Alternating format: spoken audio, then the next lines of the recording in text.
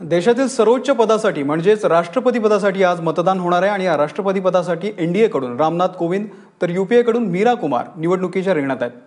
देशातील सर्व खासदार आणि आमदार आज सकाळी 10 ते संध्याकाळी 5 वाजेपर्यंत या निवडणुकीसाठी मतदान करतील। याची मतमोजणी 20 जुलैला होणार असून नवनिर्वाचित राष्ट्रपती हे 25 जुलैला राष्ट्रपतीपदी विराजमान होणार आहेत। दरम्यान एनडीए कडे शिवसेनेची मिळून 5,37,683 मतं आहेत, मात्र बहुमतासाठी आणखी 12,000 मतांची त्यांना गरज भासणार आहे। दरम्यान यूपीएचे मुख्यमंत्री योगी आदित्यनाथ आणि गोव्याचे मुख्यमंत्री मनोहर पर्रीकर यांच्यासह 55 खासदार आपापल्या राज्यांमध्येच मतदान करणार आहेत। राष्ट्रपती पदाच्या निवडणुकीसाठी मुंबईतही आज मतदान होणार आहे आणि विशेष म्हणजे जेलमध्ये असलेले छगन भुजबळ आणि आमदार रमेश कदम हे सुद्धा मतदानाची परवानगी यांना सुद्धा देण्यात आलेली आहे। त्यामुळे हे दोघे सुद्धा आज मतदान करणार आहेत। आणि या संदर्भामध्ये अधिक माहिती देण्यासाठी आपल्यासोबत आहेत आपले प्रतिनिधी ऋत्विक भालेकर। ऋत्विक, नेमकं काय होतंय? आज 12,000 मतांची तशी कमतरता पडते, नेमकं काय घडणार आहे आज? अमोल, आज सकाळी 10 वाजल्यापासून ते संध्याकाळी 5 पर्यंत ही मतदानाची प्रक्रिया पार पडणार आहे।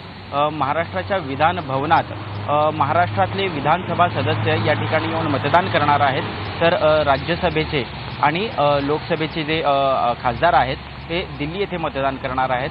प्रामुख्याने आपण जर काल गेल्या 2 दिवसापासूनच्या घडामोडी पाहिल्या तर मुख्यमंत्र्यांच्या संपर्कात विरोधी पक्षाचे आमदार असल्याचं म्हटलं जात आहे आणि यासाठीच काल खडबडून जागे झालेल्या विरोधकांनी बैठकसुद्धा घेतली। या बैठकीत जे यूपीएचे उमेदवार आहेत यांना मतदान करण्यासाठीची एकजुटता दाखवण्याची गरज आहे असंही आवाहन करण्यात आलं।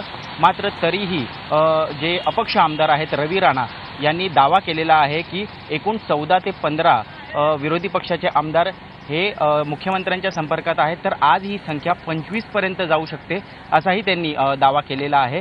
त्यामुळे ही जी मतं आहेत ही जर रामनाथ कोविंद यांना पडली तर निश्चितच एक नवीन संकेत राजकारणात मिळण्याची शक्यता आहे। कारण राष्ट्रपती निवडणुकीनंतर एकूणच जी महाराष्ट्रातल्या राजकारणाची एक वेगळी दिशा आपल्याला बघायला मिळू शकते। अनेक घडामोडी घडणार आहेत, त्याचीच ही चुणूक आहे का असंही राजकीय वर्तुळात म्हटलं जाते। अमोल, धन्यवाद ऋत्विक, दिलेल्या या संपूर्ण माहितीबद्दल। दिवसभरामध्ये तुझ्याकडून या संदर्भातले अधिक अपडेट आम्ही घेत राहू।